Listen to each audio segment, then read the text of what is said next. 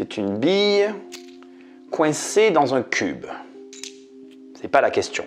La question de cette vidéo, c'est plutôt, est-ce que tu peux acheter de l'investissement locatif dans n'importe quelle ville de France, ou alors est-il préférable d'acheter de l'investissement immobilier locatif dans la ville où tu habites?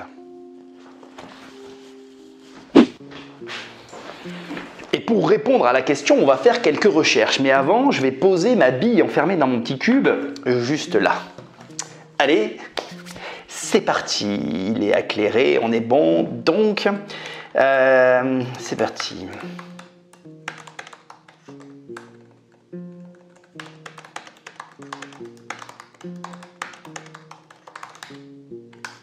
Ça ira bien comme ça. Ah, regarde, on arrive directement sur une liste de villes dans lesquelles tu ne dois pas investir.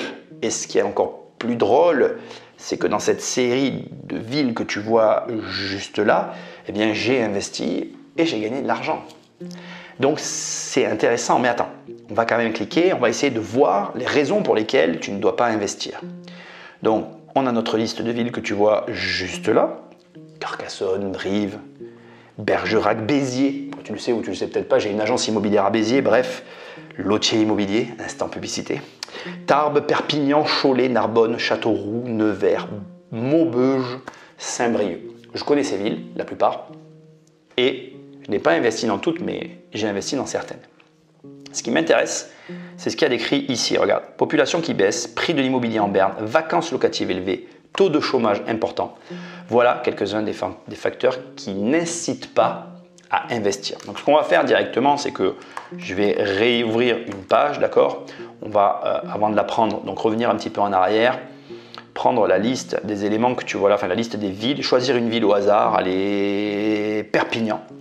Et déjà, ce que je t'invite à faire, c'est à taper l'internaute, comme ça, suivi de la ville que tu veux. Moi, j'ai tapé Perpignan, mais toi, tu tapes ce que tu veux, ok? À partir de là, tu vas aller sur le premier lien, normalement, qui arrive. Et en fait, j'aime bien l'internaute. Pourquoi? Parce que l'internaute te retranscrit des données de l'INSEE d'une façon plus agréable à lire. Même si tu pourrais aller directement sur l'INSEE, moi, j'ai une préférence pour les données de l'internaute. Et là, donc, je te laisserai consulter. Je veux quand même te montrer un élément que je trouve intéressant sur la ville de Perpignan. Donc, tu vas ici sur population, tu vois. Et là, il y a un élément que je trouve intéressant qui donne matière à réfléchir et à toi aussi contre-analyser les analyses qu'on te propose, y compris les miennes, parce que je ne suis pas parole d'évangile. Et regarde, il y a un élément hyper intéressant sur Perpignan, indépendamment du fait que, comme tu peux le constater, donc bien évidemment, la courbe a monté puis elle a baissé, comme ça a été évoqué dans l'article que je viens de partager avec toi, mais elle est en train de remonter. Et ce qui est encore plus intéressant quand tu descends, que je t'invite toujours à aller voir, c'est cette courbe. Déjà, première analyse toujours à faire, le degré, enfin le nombre de naissances opposé au nombre de décès. Or, regarde, à la fin, là, on a les deux courbes qui se croisent. Autrement dit, il y a plus de décès que de naissances.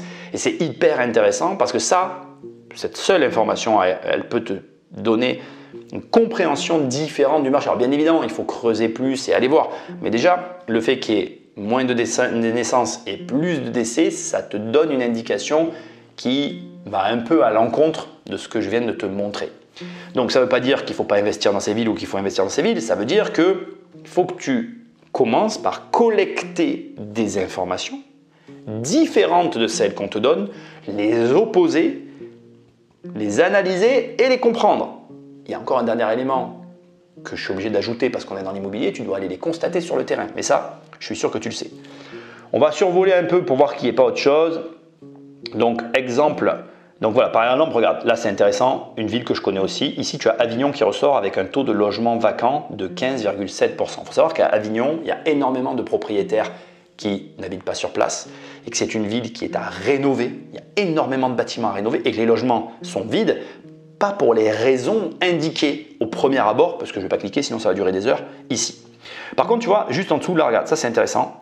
Il y a des villes surévaluées comme Lyon, Versailles, Asnières-sur-Seine ou Aix-en-Provence. Et là, c'est aussi un facteur que tu dois prendre en considération. Il peut effectivement y avoir des villes qui ont des tarifs largement surévalués par rapport à la réalité. Et le jeu auquel tu joues, c'est de ne pas te faire avoir finalement sur les tarifs. Donc, on va revenir à la base de la question que j'ai posée. Les villes où il ne faut pas investir en immobilier, eh bien en fait, ce sont les villes, déjà, c'est une première ébauche de réponse, dans lesquelles tu n'as pas fait ton travail, pour lesquelles tu n'as pas fait de recherche. Ça n'est pas forcément lié, comme je t'ai posé la question au début de cette vidéo, avec le fait que tu habites dans la ville ou pas. Mais attends, on n'a pas fini. On va aller chercher une intelligence artificielle parce que j'aimerais quand même poser une dernière question que je trouve intéressante. Et je sais pas, je suis en train de réfléchir à comment je vais lui poser la question. Je vais lui dire, peux-tu me sortir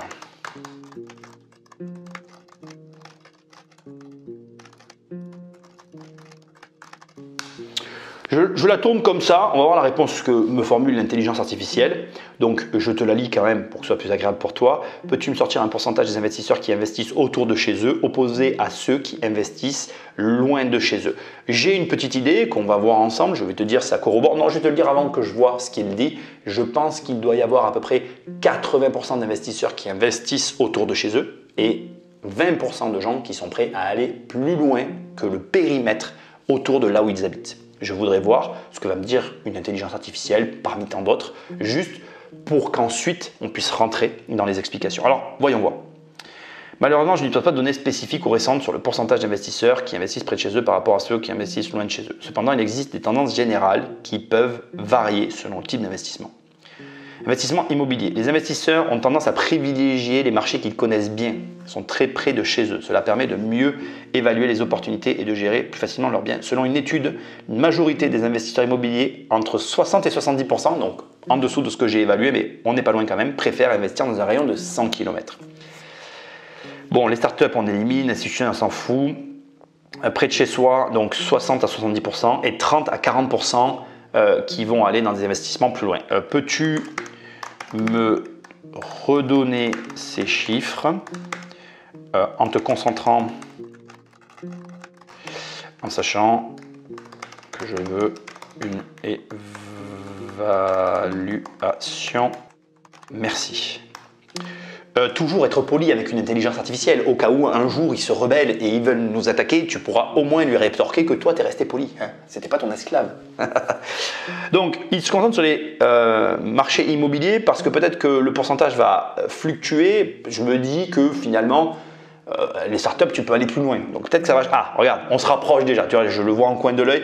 La majorité des investisseurs immobiliers préfèrent un rayon à leur domicile de 50, estimation environ 70 à 80%. Donc on est plus proche de ce que moi je disais, ce que je pensais. Et 20 à 30% vont rester éloignés de chez eux. Donc il convient de dire, comme c'est écrit là pour l'intelligence artificielle, la majorité des investisseurs préfèrent acheter autour de chez eux, alors que la minorité des investisseurs choisissent d'investir loin de chez eux. D'accord ? Et regarde ce qui est intéressant ici, facteurs influençant ces choix, la connaissance du marché. Donc les investisseurs préfèrent souvent les marchés qu'ils comprennent bien. Gestion pratique, il est plus facile de gérer un bien si tu as proximité que éloigné, c'est logique. Et l'opportunité de rendement, certains investisseurs sont prêts à s'éloigner pour des rendements plus élevés que des marchés croissance. Donc c'est le facteur qui fait éloigner les investisseurs. Bien évidemment, il précise que ça reste des estimations, mais c'est ce que je lui ai demandé. Du coup, c'est parfait parce que en ce qui me concerne, ça va me permettre à partir de là de pouvoir t'expliquer 2-3 trucs intéressants. Comme par exemple les critères qui vont te permettre de choisir une ville. Je vais poser ma petite boule emprisonnée dans son petit cube ici. Comme ça, si je l'oublie, tu penses à m'y faire penser, ok? Donc, on va prendre juste 3 points très simples parce que le but, c'est pas de te perdre. Et on va essayer de voir ensemble que, en réalité, c'est plus une question de collecte d'informations, compréhension et stratégie que quoi que ce soit d'autre. Mais attends, tu vas comprendre. Premier point, compréhension et influence. Je l'écris pas en entier parce que mon but, c'est plus de te montrer, de te faire comprendre que d'écrire plein de choses. On va prendre le cas d'une ville que je connais très bien, qui est Marseille. Et pour laquelle, en fait, j'ai essayé plein de fois d'investir et j'ai jamais réussi. Regarde, ça c'est le Vieux-Port. Et tu fais quelques pas ici dans cette direction. Et au bout de quelques minutes, le quartier dans lequel tu te trouvais change complètement de visage. En gros, le Vieux-Port, a vraiment une qualité indéniable. Et ici, là, dès que tu t'éloignes un petit peu, c'est plus du tout la même qualité, sans aucun jugement de ma part. Ce que j'essaie de te dire, c'est que la ville de Marseille, personnellement, je ne la comprends pas. Et là où c'est intéressant, c'est qu'aujourd'hui, je connais des investisseurs qui gagnent beaucoup d'argent à Marseille. Il y a des gens qui maîtrisent cette ville. Il y a des personnes comme moi qui n'arrivent pas à y investir. Ça veut dire quoi? Ça veut dire que c'est plus une question de compréhension de la ville que de quoi que ce soit d'autre. C'est comment tu interprètes ce que la ville va avoir à t'offrir et les choix que tu vas y faire qui vont finalement t'apporter des résultats ou pas. Si tu achètes dans un mauvais quartier et que tu t'es fait berner par de fausses informations, tu perdras de l'argent. Et à l'inverse, si tu t'es bien renseigné, tu arriveras à gagner de l'argent. Maintenant, regarde, on va garder toujours l'exemple de Marseille et on va un petit peu plus s'éloigner comme ça, tout en restant dans mon secteur. Et on va imaginer que tu veuilles investir dans le luxe. C'est un bon exemple parce que si tu veux investir dans le luxe, par exemple dans cette zone, tu auras moins de chances de réussir que si tu fais du luxe à Marseille. Pourquoi? Parce que là aussi, ton lieu d'investissement aura une influence sur tes résultats. Tu peux choisir une ville parce que tu sais que dans cette ville, par exemple à Marseille, il y a du luxe et il y a de l'argent. Et à l'inverse, tu peux, pour diverses raisons, te retrouver à avoir investi dans une ville, t'essayer à faire du luxe, mais malheureusement, il n'y en a pas et tu vas te planter. Donc, tu as besoin de connaître et comprendre les informations qui entourent l'investissement que tu es en train de faire. Et c'est le premier point que tu dois intégrer dans le choix que tu vas faire, bien au-delà de la zone dans laquelle tu te trouves. On va aller plus loin que ça pour finir sur ce point-là. Tu habites à Paris, tu peux ne pas avoir l'argent d'investir à Paris. Tu habites dans une région où malheureusement il n'y a pas d'argent, tu vas investir, tu vas peut-être gagner de l'argent, mais pas à la hauteur de ce que tu voudrais parce que tu n'es pas dans une zone où il y a suffisamment d'argent. Donc à toi de comprendre les influences de la zone dans laquelle tu te trouves et de faire des choix en conséquence. Deuxième point, le type de bien. Alors ce point-là, il est hyper intéressant parce qu'il peut littéralement venir court-circuiter le premier. Je m'explique et tu vas comprendre. Tu peux très bien acheter un type de bien qui va te rapporter beaucoup d'argent dans la zone où tu te trouves alors qu'il n'y en a pas. Ce qu'on va faire, c'est qu'on va prendre un exemple où ça ne fonctionne pas parce que pour moi, ça sera quand même plus simple que de te montrer des exemples où ça fonctionne. On va prendre le cas de Montpellier. Ok ?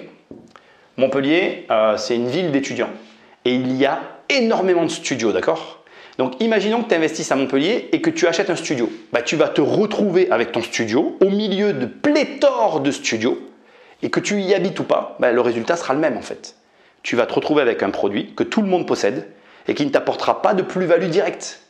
La seule solution, c'est soit de chercher un type de studio atypique qui sort du lot ou qui va avoir des caractéristiques qui va le différencier du marché, ou alors carrément de ne pas acheter de studio. Ce qui veut dire très simplement que le type de bien que tu choisis a aussi une incidence sur les résultats que tu obtiens. Ça nous amène au troisième et dernier point, qui n'est autre que l'argent. Et là, tu vas m'autoriser mon petit choix que je vais te proposer parce que l'idée ici, ça va vraiment être de te faire comprendre que l'argent ne doit pas être le moteur et le meilleur moyen que je vais avoir de le faire pour toi, c'est d'opposer d'un côté le neuf et l'ancien, d'accord? Et tu vas comprendre. Je vais te donner un choix et essaye d'y répondre de ton côté en toute transparence. Tu vois, c'est facile. On a deux appartements. Les deux appartements, d'accord, sont à 300 km de là où tu habites.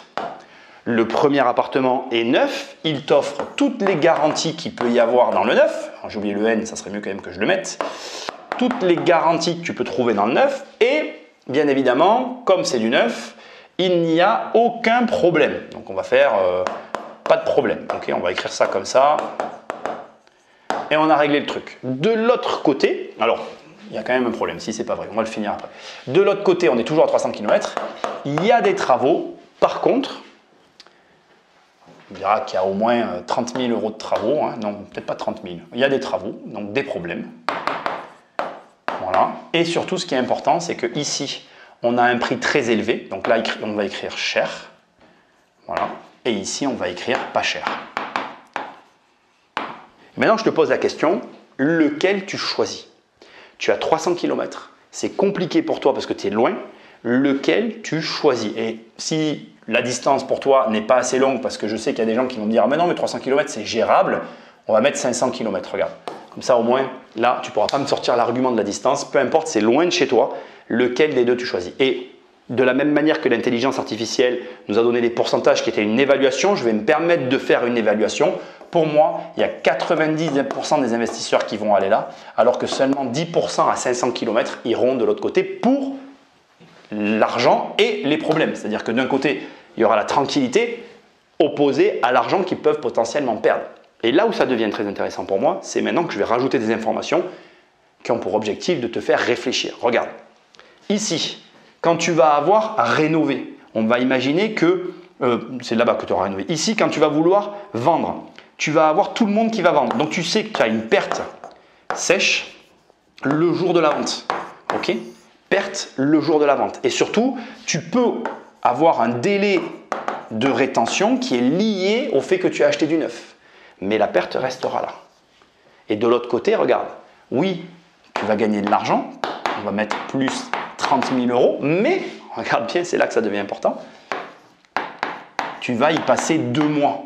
Là où ici, et c'est quand même l'avantage, il y a 0 heure, il n'y a pas de temps en fait. Ici, tu n'as pas besoin de t'en occuper. Alors que là-bas, tu vas y passer 2 mois à travailler ou 60 jours en permanence où tu ne verras pas ta famille, où ça va être compliqué. Lequel tu choisis des deux? Et tu vois que si je commence à te mettre un gain, alors que ici, par exemple, même on va écrire la perte, naturellement, tu vas te dire, ben moi, je suis plus attiré par le gain que par la perte, sauf que, et c'est tout le problème de l'immobilier, c'est que tu n'as aucun moyen de le savoir. Tu ne peux pas le savoir en vrai. Tu peux perdre de ce côté, tu peux perdre de ce côté, tu peux gagner de ce côté, tu peux gagner de ce côté. On ne le saura pas. La vérité, et il n'y en a pas de vraie vérité, je ne la connais pas plus que toi, mais la réalité derrière tout ça, c'est qu'en réalité, quand tu réfléchis à tout ce que j'essaie de te faire réfléchir, c'est que c'est plus une question, encore une fois, d'analyse, de compréhension et de stratégie. Ça se résume à ça en fait. Et ce qui est intéressant dans cette vidéo, c'est que j'ai mis le titre « Dans quelle ville tu ne dois surtout pas investir ?» Mais en réalité, ce n'est pas dans quelle ville tu ne dois pas investir en immobilier. En réalité, c'est qu'est-ce que tu sais de la ville dans laquelle tu investis. Ah, oui, tu as raison. J'avais oublié.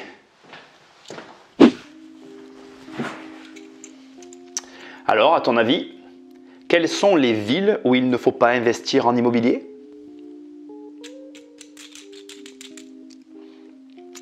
Tu sais, j'ai rarement investi près de chez moi. Je vais même ajouter un autre élément encore plus important. Dans cette vidéo, tu as eu une série de villes qui ont été nommées, dans lesquelles j'ai investi, où la plupart des professionnels te diront de ne pas investir et où j'ai gagné de l'argent. Cette vidéo, elle a été construite d'une manière très particulière. Depuis le début, je te répète que cette bille est enfermée dans cette espèce de cube. Et en fait, avant que je t'explique, j'aimerais bien que tu comprennes ceci. Les informations que tu collectes, la compréhension que tu as de ces informations et la stratégie qui en découle sont les éléments qui feront tes gains ou tes pertes.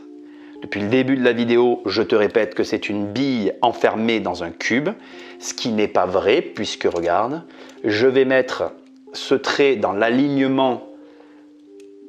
Tu vois, ça fait une espèce d'alignement. Et regarde là, si je tourne, en fait, c'est un tournevis, c'est un pas de vis. Ça n'est pas une bille, c'est un vis. Tu vois, regarde, je me mets face à toi comme ça, regarde. Là, je visse le vis, c'est le cas de le dire, là, je le visse, regarde, hop, c'est un vis. Et en fait, tu as l'illusion que c'est une bille enfermée dans un cube, mais en fait, c'est un vis qui donne une illusion, regarde. Et si je t'avais donné l'information dès le début, tu l'aurais vu, mais tu peux re-regarder la vidéo. Depuis le départ, j'arrête pas de te dire c'est un cube avec une bille enfermée dedans.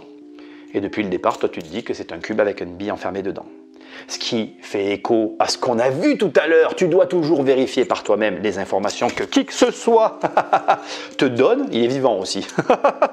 Et surtout, et c'est sûrement le plus important, c'est ta compréhension de l'information qui fera les gains que tu auras ou les pertes que tu récolteras. Le but de cette vidéo, il est simple. Et je vais finir là-dessus. Si tu fais comme la majorité, tu auras les résultats de la majorité. Si tu fais comme la minorité, tu auras les résultats de la minorité. Oui, c'est plus difficile de faire ce que j'ai fait, c'est-à-dire d'aller acheter loin de chez soi. Mais en allant acheter loin de chez soi, c'est un peu dur à dire, hein, eh bien, c'est comme ça que tu gagnes de l'argent. En faisant comme tout le monde, tu auras les résultats de tout le monde. Ça ne veut pas dire qu'il n'y a pas d'argent à gagner dans les deux cas. Ça veut juste dire que là où il y a le plus d'argent, c'est là où il y a le moins de monde. C'est logique. Like, partage, va sur immobiliercompagnie.com, tu as mes livres, mes formations, je ne suis pas inquiet, tu vas trouver. Tu vas sur Amazon, tu tapes riche, tu as mon livre qui apparaît, Devenir riche sans argent, ou tu tapes Survivre à une crise financière, tu as mon autre livre qui apparaît, enfin, tu tapes crise financière et il apparaît. Bref, je ne suis pas inquiet, tu vas trouver. Et je te dis à très bientôt dans une prochaine vidéo. C'est un vice, pas une bille dans un cube, même si tout porte à croire le contraire. Salut!